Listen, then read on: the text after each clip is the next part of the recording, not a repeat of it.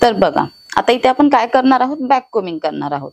तर back combing साठी तुम्हाला काय करायचंय, एक सेक्शन घ्यायचंय. ठीक आहे, अगदीच एकदम पातळ ही लाईन नाही घ्यायची आणि अगदी जाडही नाही घ्यायची. ठीक आहे, मीडियम मध्ये घ्यायचे. त्यानंतर इथे काय करायचंय, हे बघा, हे जे तुम्हाला बारीक बारीक हेअर दिसत आहेत, ठीक आहे, हे बघा मी कोमच्या साहित्याने त्यांना कशी खाली करते बघा. हे जे बारीक बारीक आपले हेअर असतात ना, कोंब अगदी आतमध्ये पण नाही घालायचे. ठीक आहे, ज्यांना बॅक कोमिंग येत नाही ते काय करतात माहितीये, अशा प्रकारे कोंब आतमध्ये घालतात आणि करतात खाली, करतात खाली, है ना.